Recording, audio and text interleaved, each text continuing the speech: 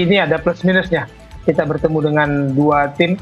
Satu lagi kita bisa bicara Arab Saudi dan sebagai tuan rumah ya pasti punya keunggulan, punya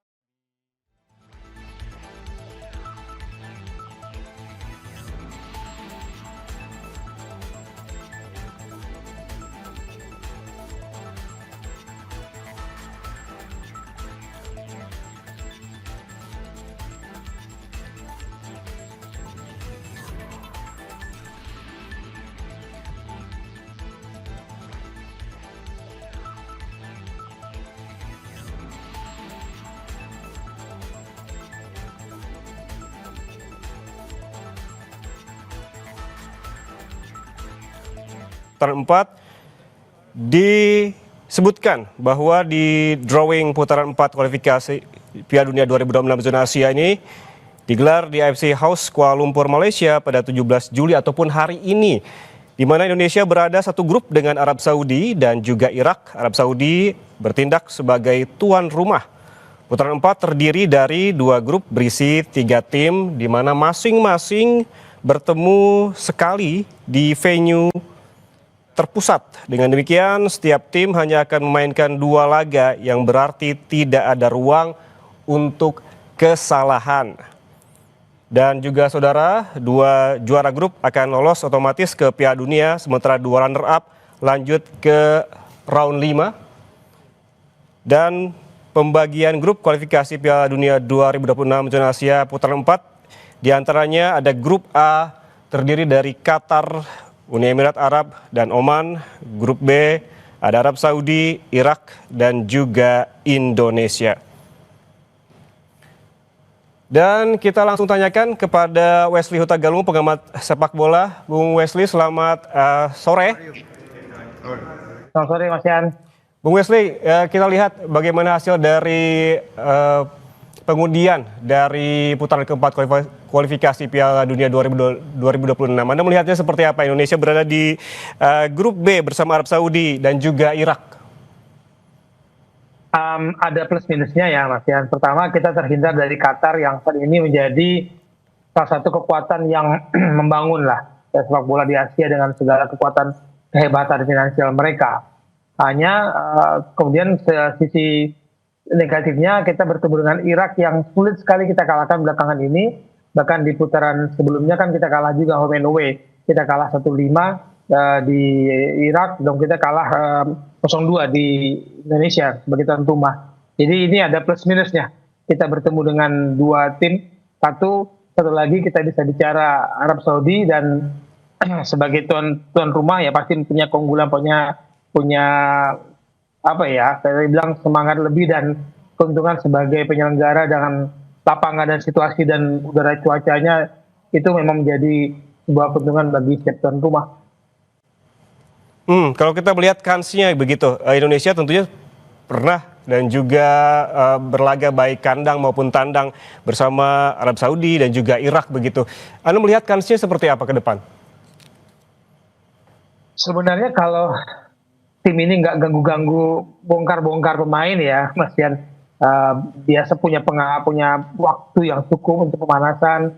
Para pelatih juga bisa meramu taktikal yang baik karena kita menghadapi 2 tim yang bisa dibilang gaya bermainnya sama ya, Arab Saudi dan Irak, dengan kekuatan sepak bola Timur Tengah. Jangan diganggu-ganggu lagi fondasi dan kerangka tim. Kita masih punya peluang, setidaknya kita bisa mengalahkan Arab Saudi. Kita bisa menahan Arab Saudi di kandang mereka di putaran pertama kemarin, lalu kalau dan menang 2-0 di Jakarta. Ya persoalannya memang kita sulit menghadapi Irak, tapi Irak juga di grup sebelah kan juga nggak kuat-kuat banget gitu. Mereka bisa kalah juga oleh tim lain. Jadi harusnya dengan persiapan yang lebih matang, saya pikir ada peluang lah bagi kita. Paling tidak bagi saya adalah meraih peringkat runner up kalau tidak bisa menjuarai grup. Ya, seperti Anda sebutkan bahwa jangan diganggu-ganggu lagi terkait dengan skema permainan timnas Indonesia. Tapi kita ketahui bahwa memang selalu ada terobosan dan juga pergantian pemain begitu kelihatan ketika timnas melawan tim-tim di kualifikasi Piala Dunia ini. Anda melihatnya seperti apa? Apakah memang sesungguhnya perlu mempertahankan skema ataupun taktik yang sekarang telah dilakukan sebelumnya, ataukah memang perlu juga ada terobosan lain? Setiap tambahan kekuatan adalah sebuah keuntungan ya Mas Yan. Tapi dalam sepak bola Anda harus punya kerangka tim dulu. Penambahan pemain baru itu bisa menjadi penguat ya. Bukan kemudian kerangka ini berubah lagi setiap ada pemain baru, nanti tambah lagi pemain naturalisasi, tambah lagi diaspora, bongkar lagi gitu. Nah sekarang kan isunya bahkan sampai ketum federasi yang menyampaikan bahwa oleh Romani cedera dan harus operasi dan sulit membela Indonesia di Oktober nanti. Ini ada sebuah ketakutan bagi saya, kalau narasi komunikasinya bahkan seorang ketum federasi menyampaikan kondisi pemain yang cedera itu kan sebuah wujud kekhawatiran kita. Nah, kalau ada tambahan lagi 2 atau 4 lagi pemain dari diaspora naturalisasi, ini pasti akan menyulitkan Patrick Kluivert dan timnya karena tidak ada waktu untuk melakukan pertandingan uji coba, membangun chemistry di antara mereka. Yang sekarang aja masih terus cari-cari chemistry kan, karena nambah lagi orang baru. Ya, kalau kita melihat jadwal terbaru ya, Bung Wesley, ini Indonesia akan bertemu Arab Saudi pada 8 Oktober 2025. Berarti sebetulnya ini waktunya bisa dibilang pendek sekali juga tidak, panjang sekali juga tidak begitu. Apa yang perlu dilakukan oleh Patrick Kluivert? Mengingat jarak waktunya pun begitu cukup bisa berlatih begitu atau dimaksimalkan? Iya. 8 Oktober adalah sebuah pertandingan yang pembuka melawan Arab Saudi. Tapi ingat, di dalam negeri tanggal 8 Agustus kompetisi sudah jalan, sudah mulai. Semua pemain tim nasional akan membela klubnya masing-masing. Di Eropa sana juga sudah mulai. Agustus membela klub masing-masing. Otomatis waktu yang mereka miliki hanya ketika break kompetisi internasional ini mungkin berapa hari yang mereka miliki, seminggu sudah maksimal untuk berkumpul dan meracik lagi kebiasaan-kebiasaan untuk menghadapi lawan-lawan yang di depan mata. Arab Saudi lah paling tidak dahulu ya. Kita lupakan dulu Irak karena fokus dulu menghadapi Arab Saudi. Waktunya kan tidak banyak. Mereka berkompetisi semua di klub masing-masing. Nah ini yang saya katakan, Oktober memang masih lama waktunya. Tapi pemain sudah berjibaku di klubnya masing-masing. Untuk berkumpul bersama timnas, waktu seminggu sudah baik sebelum bertanding. Melawan Arab Saudi pada 8 Oktober, kemudian melawan Irak pada 11 Oktober, ini waktunya sangat singkat begitu. Sebetulnya apa yang perlu dipersiapkan baik secara fisik dan juga strategi utamanya itu apa ya Bung Wesley menurut Anda? Kalau fisik saya berharap karena mereka sedang dalam peak performance di kompetisi harusnya nggak ada masalah ya Mas Yan. Selama standar fisik yang dibutuhkan tim nasional itu mereka jaga di klub. Dulu kan kita selalu dihadapkan pada berita ketika pemain bergabung ke tim nasional, itu fisik mereka itu jauh di bawah standar untuk bermain di sepak bola internasional, pertandingan-pertandingan antar negara. Jadi ini paling tidak kita harap itu dulu. Yang kedua bagi saya adalah mental, bahwa mereka sudah membuktikan bisa mengalahkan tim Arab, bisa mengalahkan Arab Saudi, bisa mengalahkan Bahrain kemarin di putaran ketiga. Jadi mental ini harus dipupuk dan diikuti oleh fisik yang kuat. Baru kemudian ini diramu dengan tactical game, racikan strategi oleh pelatih untuk memainkan komposisi yang pas dan tepat, dan siapa yang akan memain sebagai pemain pengganti nanti ya sebagai pengejut. Karena bagi saya pelatih harus mempunyai strategi kejutan ketika dia melakukan pergantian pemain. Biasanya kan di menit 60-an nanti di babak kedua ada pergantian pemain dan itu mengejutkan. Tapi tidak boleh dikejutkan dulu di awal-awal pertandingan oleh lawan.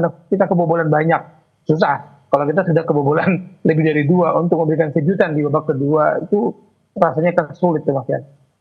Ya, kalau kita melihat gaya permainan dari Arab Saudi begitu yang agresif dan juga terus menyerang begitu, apa idealnya yang perlu dilakukan oleh timnas Indonesia? Apakah mengimbangi dengan bertahan atau sama-sama agresif juga menyerang, Bung Wesley?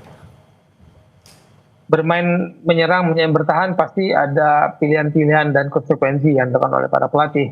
Cuman kalau melihat gaya bermain era Patrick Kluivert dan era Sintayong kan ada perubahan. Nah, di era Patrick Kluivert mencoba menguasai bola bermain dari tengah dan sedikit kalau saya katakan mengurangi daya ledak kita di sisi kiri kanan. Sayap-sayap kita kan terkenal, pemain Indonesia itu terkenal dengan cepat.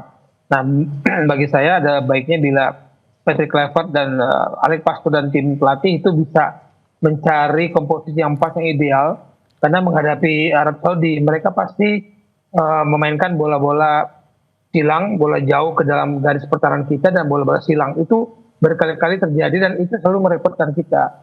Saya harap tim pelatih sudah punya anti teori untuk mengantisipasi bola-bola silang yang akan sering terjadi di garis pertahanan kita.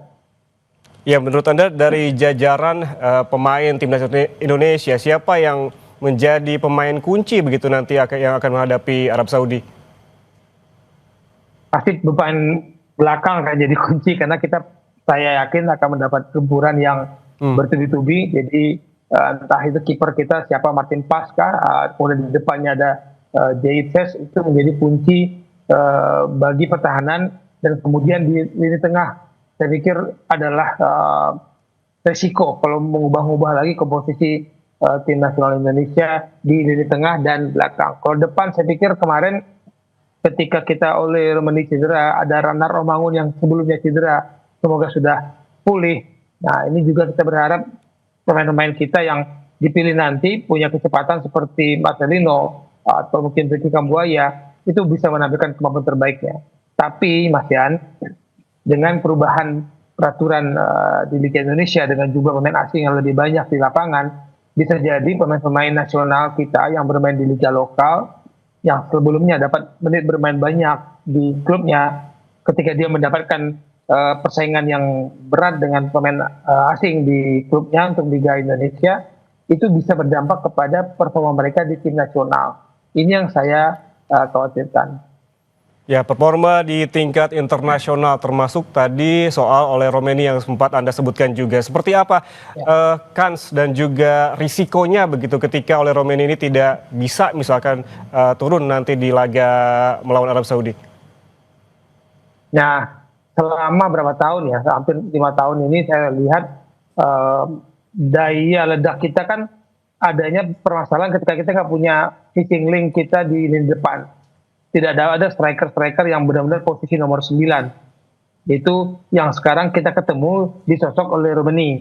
Nah, ketika oleh Romani cedera, harus ada lagi perubahan tactical game-nya. Apakah Ragnar yang bermain seperti itu, ataukah Rafael Struijk yang bermain sebagai pendamping, mungkin Marcelino jadi 3. Tapi saya yakin para pelatih sudah mempunyai komposisi yang plan B ya, ketika oleh Romani tidak bisa bermain. Kalau benar tidak bisa bermain.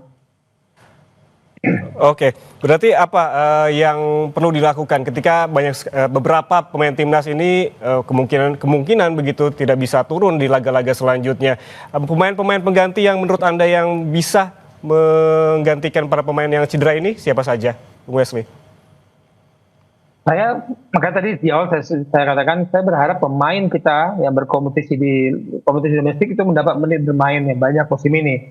Saya khawatir pemain seperti Ricky Kambuaya, siapa lagi ya pemain yang punya lokal bermain di liga kita, Egy itu harus banyak bermain di kompetisi lokal, sehingga ketika dia bermain di strata internasional tinggi ini sudah panas mesinnya, Mas Yan, bukan sebagai penghuni penghangat bangku cadangan di klub, kemudian tiba-tiba timnas butuh, dia tidak panas mesinnya untuk berkompetisi di strata internasional seperti ini.